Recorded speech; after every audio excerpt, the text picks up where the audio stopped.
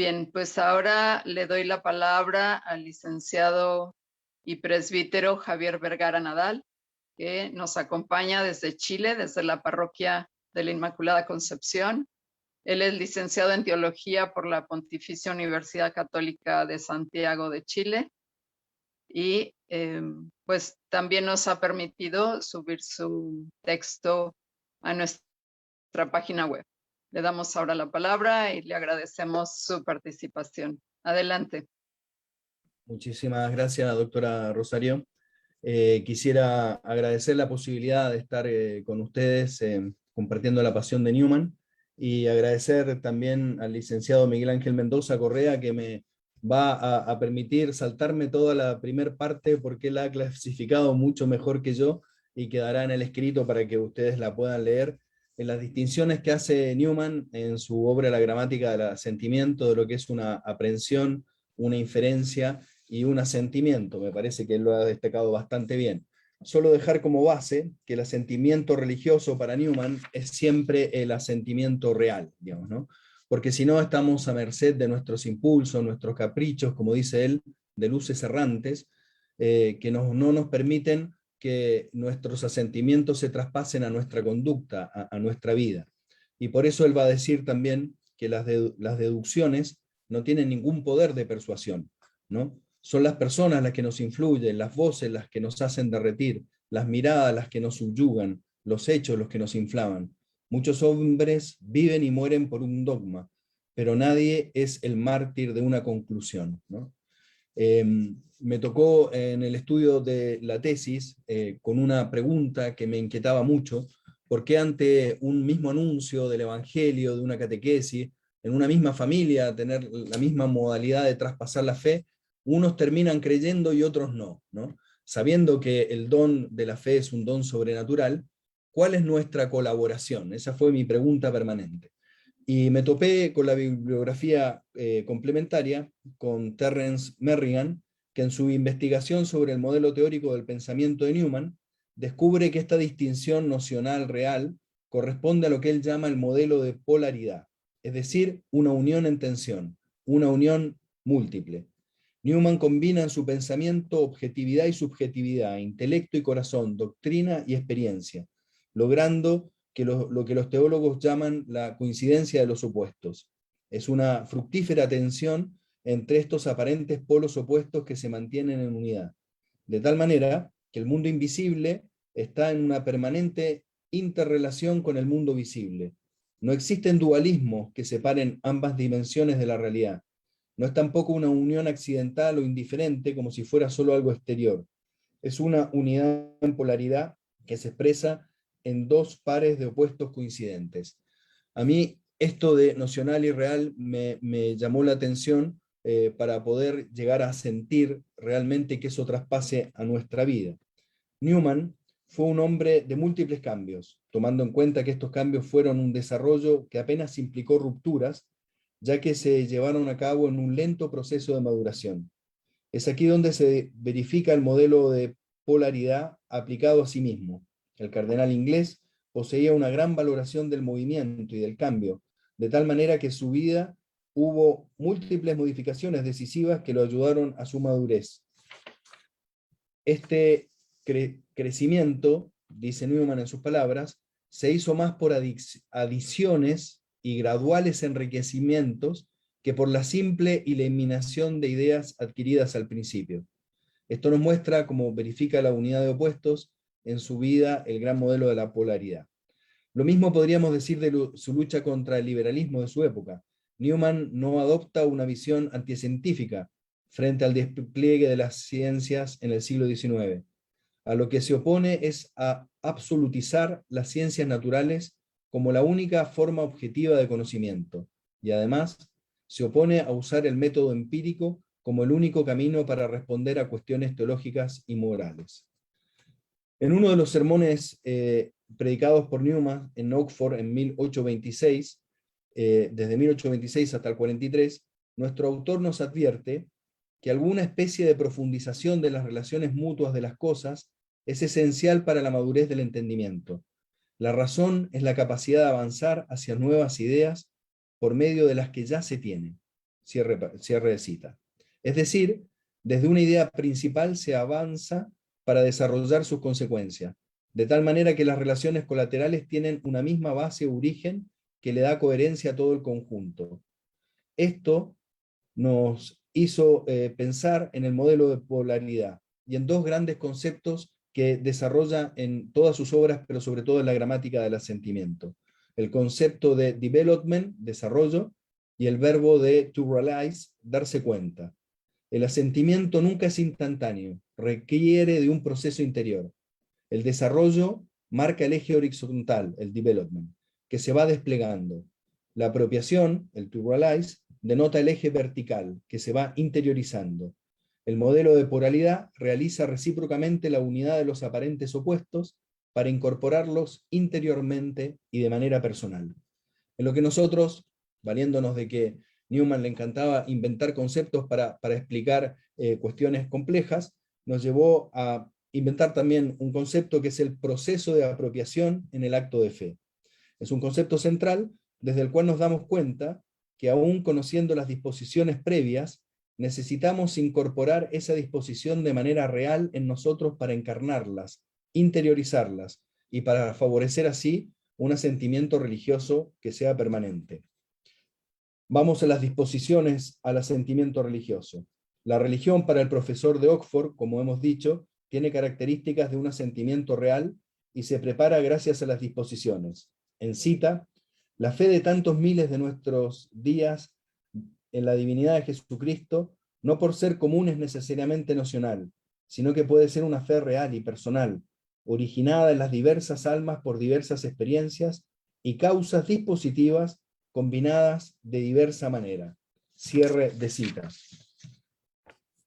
El profesor inglés explica qué entiende por debidamente preparado al aplicar la inferencia y el asentimiento en cuestiones religiosas. Cita: así pues, confiando en estos testimonios humanos y divinos, no tengo escrúpulo en comenzar el examen que voy a hacer del cristianismo, haciendo profesión de que me interesaré tan solo por aquellos espíritus que se encuentran debidamente preparados para ello.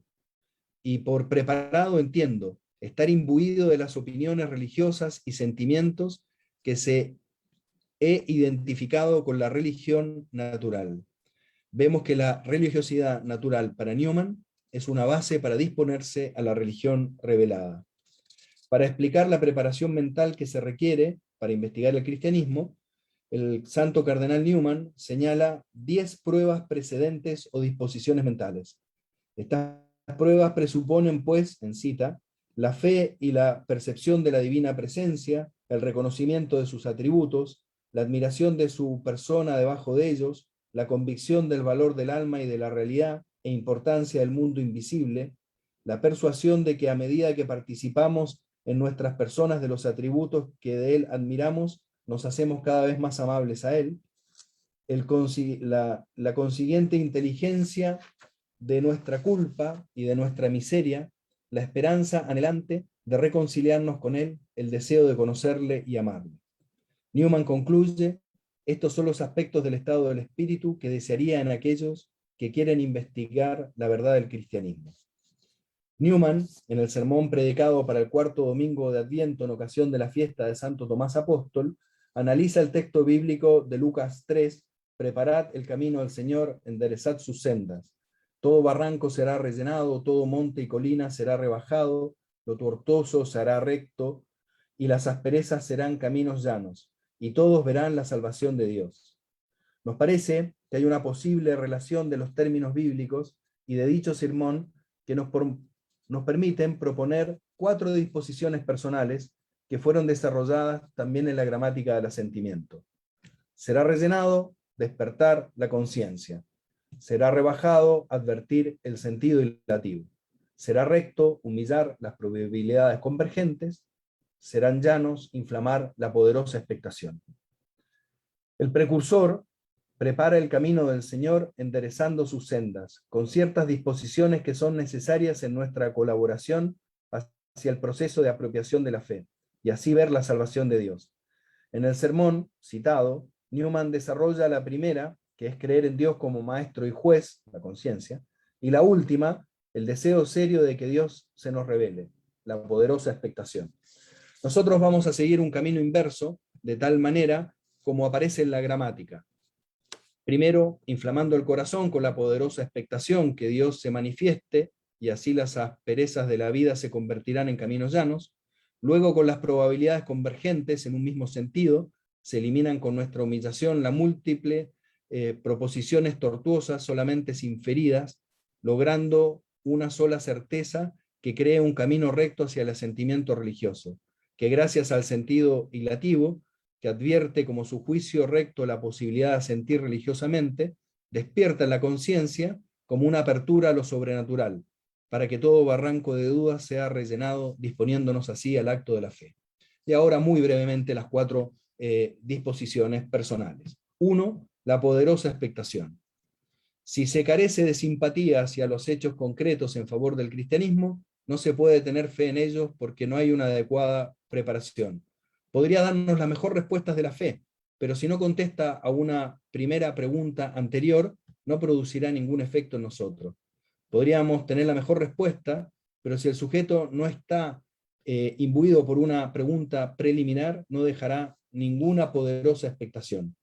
Para Newman, el anhelante deseo de la revelación prepara el camino para llegar al asentimiento religioso. En cita, uno de los efectos más importantes de la religión natural para preparar el camino a la religión revelada es que crea una expectación de que se nos dará esa revelación.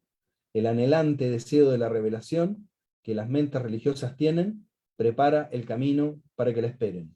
Por ejemplo, si a nosotros nos van a dar de comer algo, el mejor condimento de la alimentación es el hambre. Si no tengo hambre, por más que tenga un manjar suculento delante, no voy a comer, no voy a probar bocado.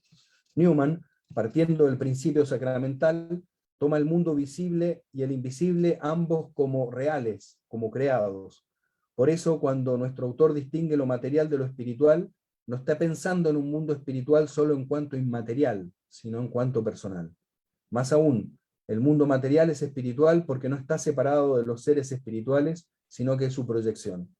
El mundo invisible es un universo personal, un mundo de relaciones interpersonales que pueden manifestarse o no. Un mundo visible está actualmente presente en medio nuestro.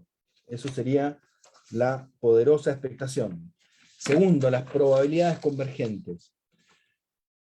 Este método surge de la certeza del cardenal inglés que tanto las verdades de teología natural como de revelación son el resultado de una acumulación de verdades concurrentes y convergentes, que derivan de la constitución de la mente humana y de la voluntad del Creador.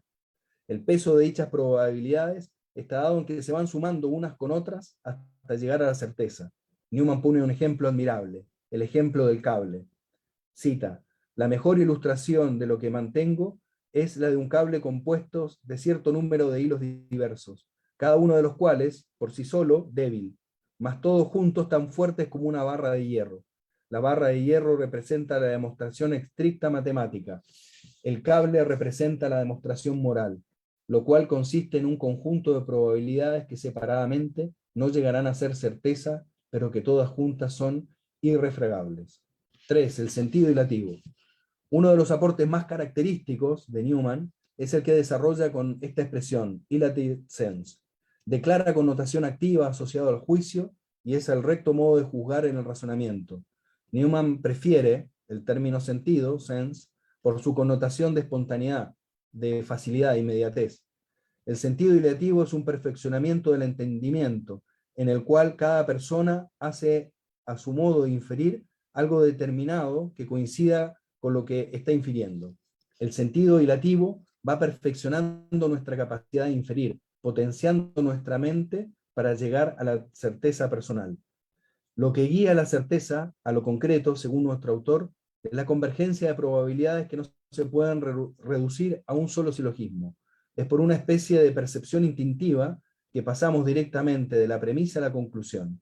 Este razonamiento implícito es demasiado personal como para ser objeto de la lógica. La mente progresa en asuntos concretos desde los antecedentes probables hacia la prueba suficiente que llega a la firme certeza.